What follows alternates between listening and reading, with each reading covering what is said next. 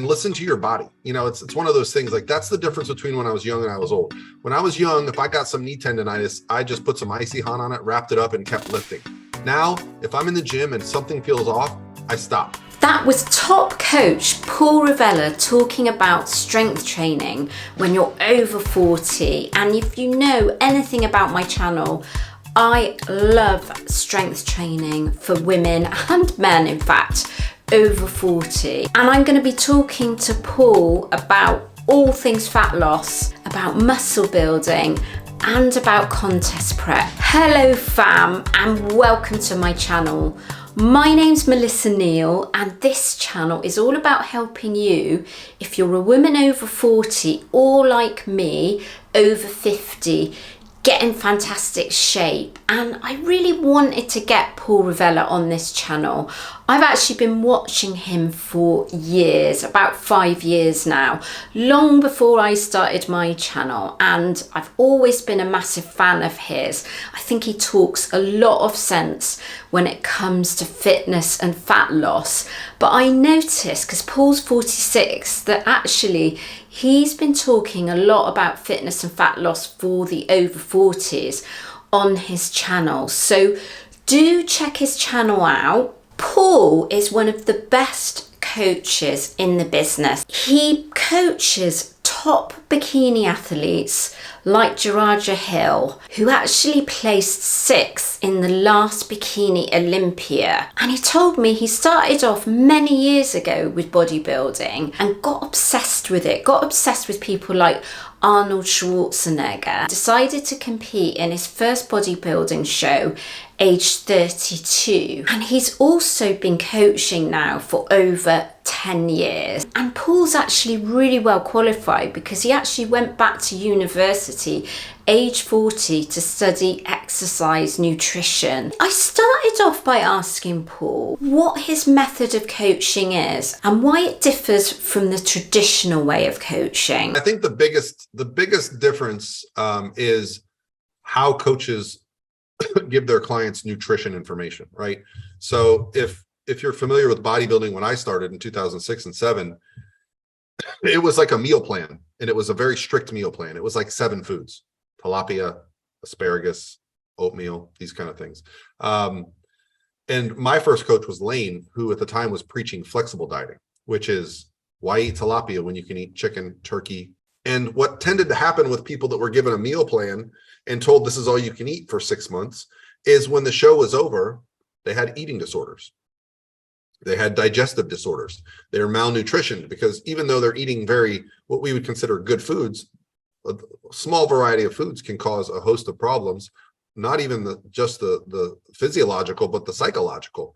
You now are a binary thinker. You're thinking, oh, these are good foods, anything else is bad. And if I eat that bad food, I'm guilty. And if I'm guilty, I should treat myself poorly. So flexible dieting has basically just changed the philosophy of like, no foods are bad. The idea is that you need to fit your macronutrient goals for the day, choosing foods that work for you, right? And sometimes that might be something that we don't consider technically a bodybuilding food, but if it's better for you in the long run, to me, it's better. And what tends to happen is all bodybuilders get very particular in prep, right? So even though you're a flexible dieter, you're still eating high volume, high macronutrient based foods, because when calories get low, it just sustains you better.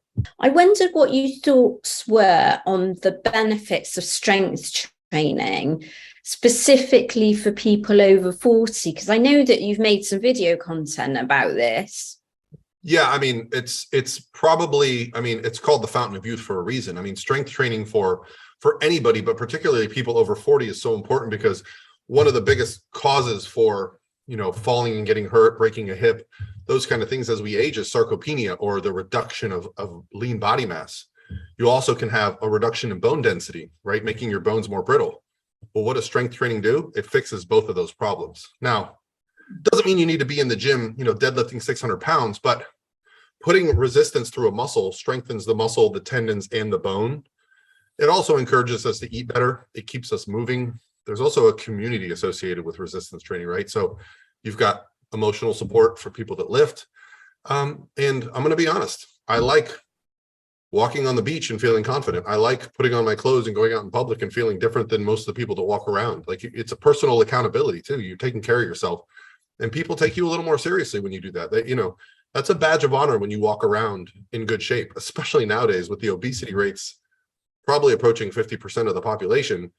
You can honestly, sometimes I feel out of place being in shape, but I like it. Yeah, for sure. And as you get older, it's more noticeable, isn't it? That there are more people around that seem to be really out of shape. Before I took strength training seriously, I really kind of struggled because I'd had like middle-aged belly fat, and I was kind of a little bit overweight, really. And it was really hard to get on top of it until I found strength training. So do you think there's kind of a difference between how you need to strength train when you're young and how you might approach it when you're older, in terms of things like protecting your joints? And we tend to have, I know I have problems with my hips, my back. I know a lot of the people that watch my content have problems with their knees. So Is there any kind of specific approach we should have as we get older? Yeah, and see, that was one of the real benefits of me going back to school and studying biomechanics, which is the study of the way the body moves, kinesiology. Growing up, and I don't know if it's still the same, but you always hear the best exercise is a squat, the best exercise is a bench press, right? Well, every body is different, right? We all have different lengths of our limbs. We all have different lengths of our torsos, our legs, our hips. Our hips have different widths. Our foot position should be different. So I think I've hurt myself by trying to force myself to doing lifts that were bad for me, biomechanically speaking, but were told to be good for me, right? Everyone said, hey, you want to grow your quads to do bodybuilding? You got to squat. Well, I squat. All I got was tons of tendonitis in my knees and lots of hip pain. Well, it turns out I just don't have good structure for doing a proper barbell back squat. But the good news is that there's a plethora of machines out there that fit our anatomy, right? So for me, there's a leg press, a very specific Cybex leg press that has a bold, movable platform.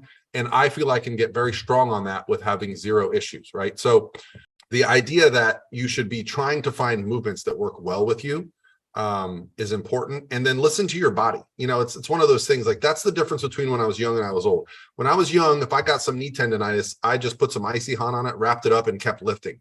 Now, if I'm in the gym and something feels off, I stop. Okay. And I go speak to a professional. I had some shoulder pain. I did a video on it a while back. I had some shoulder pain. Turns out I was working so much, I was starting to get like some forward rotation, rotator cuffs. And I was having trouble in the gym. And I had to correct these motions by working with a physical therapist, a professional. When I was younger, I knew everything. I'm not working with a physical therapist. I'll work around it. Now, the second I feel something off, I stop the movement and I go see my physical therapist and I say, hey, what's going on here? And it's always something so minor that we just overlook. So that's the biggest difference. When you're young, you just plow through and you recover quicker. So it's okay. When you're older, if I get a tweak, there's times in the gym I pick up a dumbbell and I feel like the smallest tweak in my back and I go, that's going to be for a week. For a week, I know I'm going to be hurt. Like, it just, they linger longer. So I do everything I can to be healthy. And I have young kids. I want to run in the yard and play with them and shoot baskets.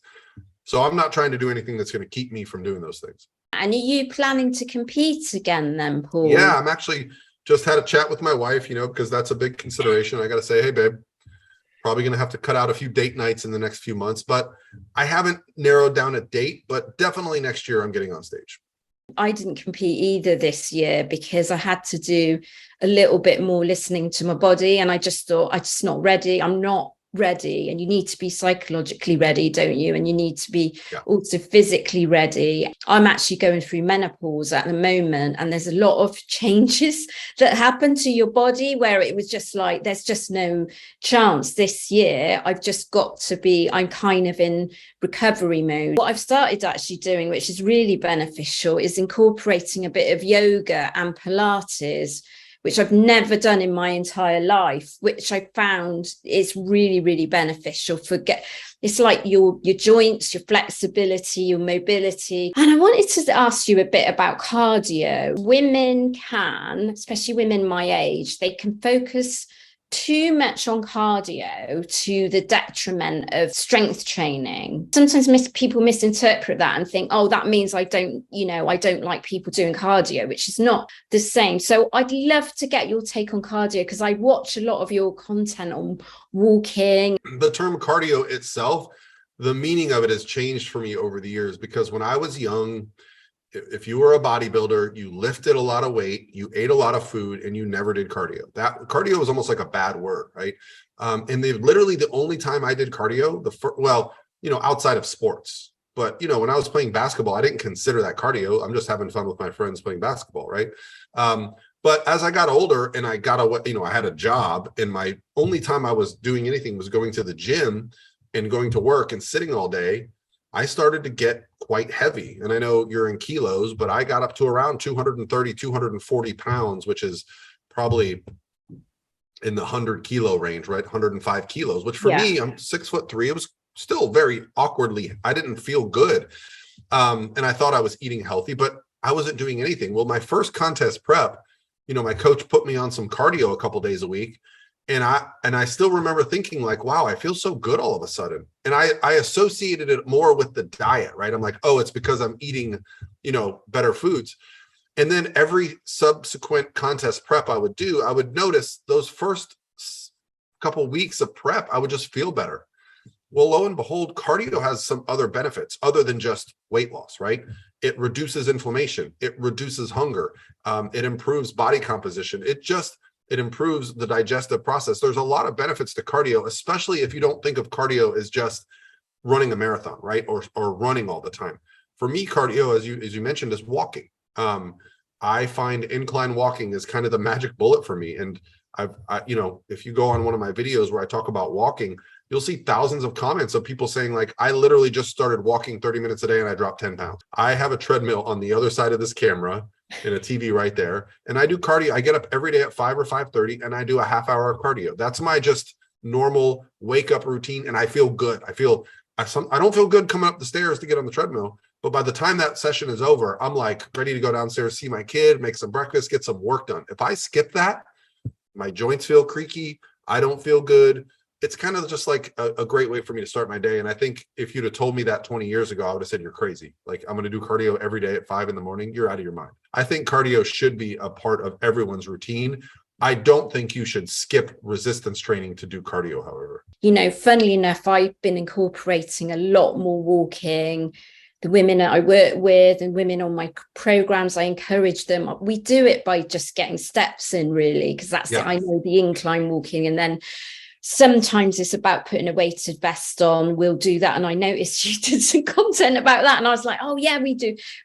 So I use a weighted vest. And, I'm lucky enough in the UK. I know that a lot of people in the USA can't necessarily do this, but I'm lucky. I can just get outside and walk and be stuck at a screen all day, because you've either got meetings or you're doing work at a computer. So it's really important, isn't it, to kind of have that, give your body some kind of activity. I think that's something that, when you study a little bit of research, there's this phenomenon called blue zones. Are you familiar with the blue zones? Yeah. It's like 6 or 7 spots in the world where the average age of the people is over 100 years old. And they study them and they go, well, what are the common traits among these 7 areas of the world? And one of them is daily activity. They're usually lower income areas, or areas where the community is so ingrained that you're constantly moving. And it's something that I've noticed. So I travel around the world a lot for my work. When I go to cities that are primarily, you get driving cities, the obesity numbers are really high. When I go to cities that are primary pedestrian cities, you almost don't see obese people. So like, when someone points to me and says like, well, don't you think that the reason for obesity is sugar and all these things? And I go, actually, if you look at obesity rates, they've increased as we've decreased our activity. We are now more sedentary than ever. Food is more available. And so we're also snacking more. Every store you go into has a huge pile of snacks right when you check out. So you're combining moving less with snacking more. And I think it's a dangerous thing, because it's a gradual slope, right? Like I still think back to like seeing myself in a picture and thinking like, why is my face so round? What's wrong with this camera? And then it occurred to me like, no, dude, you're getting fat. Like I had to like take accountability for what was going on. Now, fortunately, I had this kind of obsessive thing with fitness at the time. What's the kind of mindset that you need? Because I know I get a ton of comments from people. They kind of know, they look at my content and they think, oh yeah, I know what I should be doing. And I know you probably get the same. And they just can't get the mindset or the motivation really to actually just start implementing these things. Oh, so I have the perfect answer for this, because I had the same issue when, starting to put out content, and people give you I wish I had the discipline. I wish I could do that. So we actually started a transformation challenge a couple of years ago, and we give away $50,000. We do it twice a year now. And sometimes it's just having a reason to tell people that you're saying no to alcohol, saying no to, junk food, or saying no to staying out till 3 a.m. And for me, it was a bodybuilding show. When I signed up for my first bodybuilding show in 2007, it changed my life forever, because I became a different person. I became the person that put myself first. And I think a lot of people are afraid to put themselves first. They've got responsibilities with friends, family. Maybe they're the primary caregiver. They don't have enough time. But you've got to make yourself a priority, and everyone in your life will benefit, right? And I think that's what a lot of us are afraid to do. So yeah, like for me, it was a bodybuilding show. The reason my company does this transformation challenge, and we've had over 10,000 people enter it now, is because sometimes you just need to be able to say, okay, I'm doing this for the next 90 days. Let me do my thing. And you'll see, I'll be doing some interviews on my channel with the winners this year. The transformations are just incredible. And it's just that simple, like, hey, sure, we give them nutrition plans and training plans, but you could give those to anybody and they're not going to stick to them. But you give them 90 days and you give them a goal. And I talk about this a lot on my channel. One of the keys to like success is setting a deadline, right? So whether it's a beach vacation, whether it's, the young kids these days love to go to these music festivals, and they'll actually use that as a reason to diet because they're going to be dancing with their friends. Never mind young kids. I go to music festivals. I do. So that's a prime one where you want to look your best, because I go to somewhere quite hot, and then you wear a bikini and all that stuff. It's near the sea. So yeah, that's a really good one. Yeah, and I live near the beach. So, I know I have a pool, I have kids. I know I'm going to have my shirt off most of my life. So, for me, it's kind of easier. But, those are the kind of things that I think setting a deadline is key when people say they're not motivated. For some people, it's going to see their doctor, and their doctor says, hey, you're pre-diabetic, or you're going to get heart disease. You just got to find the thing that clicks with you, right? Maybe you just want to be better at, playing with your kids. Maybe you want to live longer for your kids. Maybe you've got, maybe you play on like a company softball team and you're sick of being the slowest person. Like whatever it is, set a goal, set a deadline, and get better at it. And I promise you, and I say this to my clients, to everybody, like, if you make yourself happier, it's going to benefit everybody around you. And I think a lot of us are afraid to do that. Even I remember at 32, my friends were my life, like, and telling them like, no, I'm not going to be going out drinking for the next few months was very like, sounds stupid, because it's like, well, that's not so bad. But, saying no to your friends that are like, come on, man, why can't you just come out and have one drink? It's like, well, because then I'm going to be out too late. I'm not going to get up in time. I got to prep my meals. Like, I started putting myself first. And what's funny is all those friends came to my show and they were all so proud of me. Paul's next transformation challenge is January 23, and you can start applying from November 2022. And you can do that on his website, prophysique.com. I had one final burning question for Paul, which is something that I've wanted to approach him about ever since I started watching his channel. Really, you gave me the confidence. So I was kind of in my 50s. I did my first show at 52, and you gave me the confidence really that I could do it as an older woman and do it naturally, because I know you're a natural bodybuilder as well. So it was kind of really inspirational for me. And then, I did my first season at 52 years old. That was about 3 years back now. Would you consider coaching me? Absolutely. Yeah. That's what I love to do. You're a bikini competitor. I coach a lot of masters. I have a lot of masters bikini pros. I've had some pro champions this year. Miriam Jenkins won a pro show. Actually, I had a girl that earned her pro card in July, and she won her first pro show at Janet's show a couple weeks ago, Misty. So, Yeah, you're right up my alley. And I mean, Oh, obviously really? we have a great rapport. So yeah, for sure.